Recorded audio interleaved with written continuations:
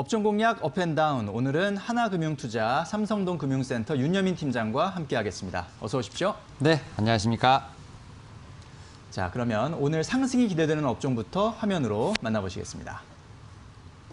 자, 윤여민 팀장이 꼽은 상승 전망 섹터는 반도체 섹터입니다. 그중에서 특히 파운드리 쪽을 주목해 주셨고요. 삼성전자 수주에 따른 낙수 효과 코멘트해 주셨습니다.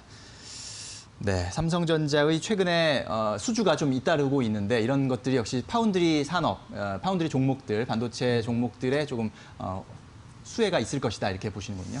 예, 일단 삼성전자가 최근에 좀 여러 건의 지금 파운드리 쪽에 좀 수주가 좀 일어나는 모습을 좀 보여주고 있는데 일단 네. 뭐 크게 한 3건 정도라고 좀 말씀을 드릴 수 있을 것 같습니다. 뭐 특히 이제 최근부터 좀 정리를 해드리면 이제 지난 2일이죠.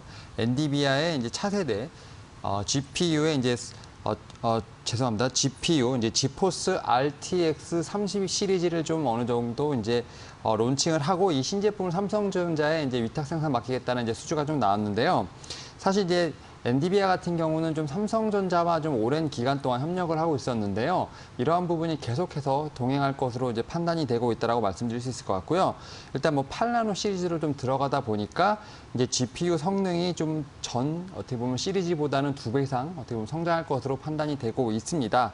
그리고 이제 삼성전자 같은 경우는 엔비디아 말고 이제 IBM 쪽으로도 지금 수주가 좀 일어났는데요. 특히 이제 CPU 이제 파워 10을 위탁 생산한다고 이제 발표를 했었습니다. 이제 어떻게 보면 7나노 공정에 처음 들어가는 거다 말씀드릴 수 있겠는데요. 어떻게 보면 이제 삼성전자의 이제 EUV 7나노 생산 라인을 통해서 이제 IBM의 CPU가 만들어진다 말씀드릴 수 있을 것 같고요. 그 다음에 이제 또 최근에 또 나왔던 이제 어떻게 보면 뉴스죠. 이제 미국 퀄컴이 5G 이동통신 이제 AP죠. 어플리케이션 프로세스에 대해서 이제 스냅드래곤 4 시리즈를 생산을 맡기겠다고 삼성전자에 맡기겠다고 얘기가 나왔는데 이렇게 삼성전자가 잇따른 이제 수주를 좀 보이면서 이에 따른 좀 파운드리 자체에 이제 어떻게 보면 이제 위탁 생산 업체들에 대한 어떤 기대가 많이 커져갔다 이렇게 말씀드릴 수 있는데요. 사실 이제 삼성전자뿐만 아니라 어떻게 보면 이제 TSMC죠. 파운드리 업체 1위 기업인 이제 이 업체 같은 경우도 지금 대규모 수주가 좀 일어나고 있는 상황인데요.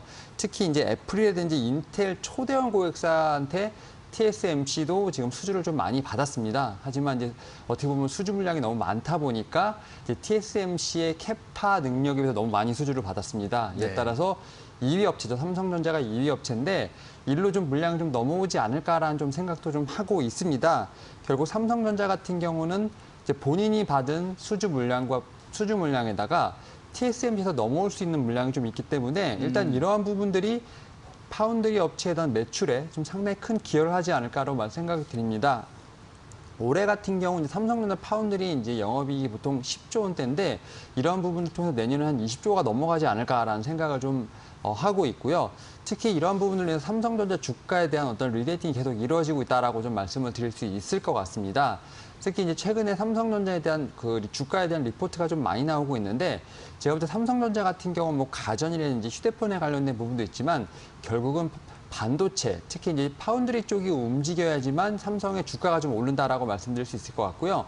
이러한 부분들을 통해서 봤을 때 최근의 수주 모습은 상당히 어떤 리레이팅에 대한 상향 리레이팅에 대한 전망이 좀 밝은 어떤 뭐 뒷받침이 되지 않을까라고 말씀을 드릴 수 있을 것 같고 앞서 말씀드린 것처럼 이러한 부분을 위해서 파운드리 쪽에 분명히 낙수 효과가 있을 것으로 좀 판단이 되고 있는데 파운드리의 어떤 시장은 계속해서 꾸준히 좀 커가고 있는 모습을 좀 보여주고 있습니다. 2010년에 이제 283억 달러를 좀 기록을 했는데 뭐 2018년에 629억 달러 그리고 2023년에는 812억 달러로 지금 시장이 꾸준하게 좀 상승을 하고 있습니다.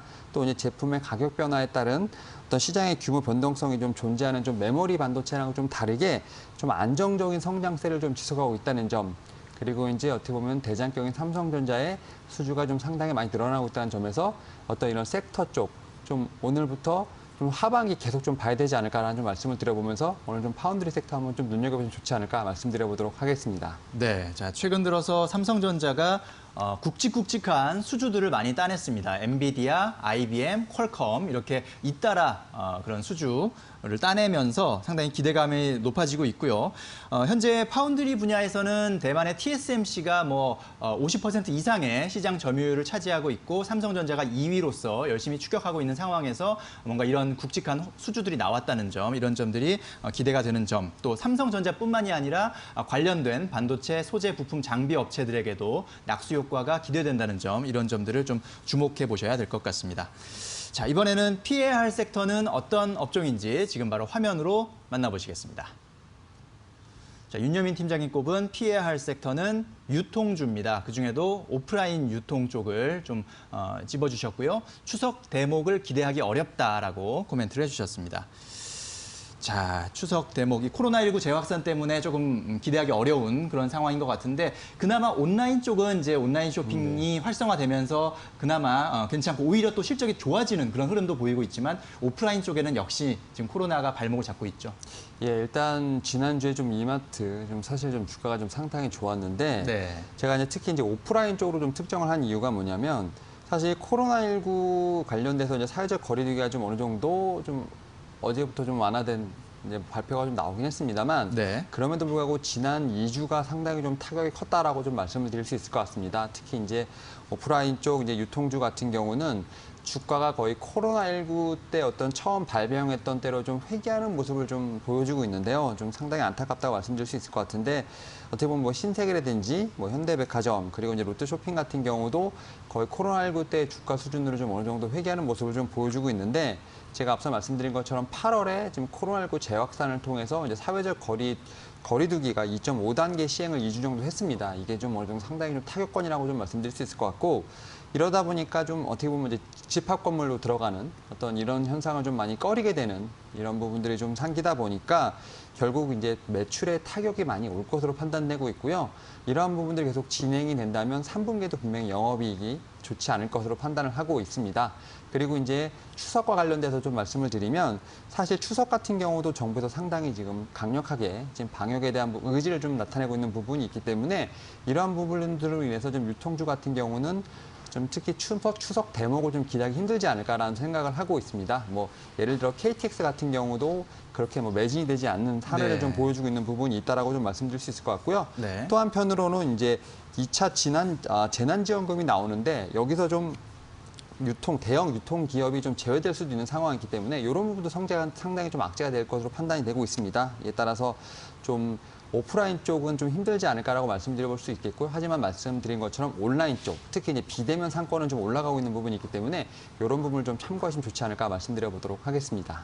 네, 자, 코로나19 재확산에 따른 사회적 거리두기, 물론 조금 완화가 된 부분이 있습니다만 최근에, 하지만 아직까지 여전히 좀 많이 위축돼 있는 상황이고, 그래서 추석 대목을 기대하기 어려운 상황이다. 이런 부분들을 좀 유념해 주셔야 될 것 같고요. 자, 그렇다면 오늘의 공략 종목, 어떤 종목 갖고 오셨는지 궁금한데요.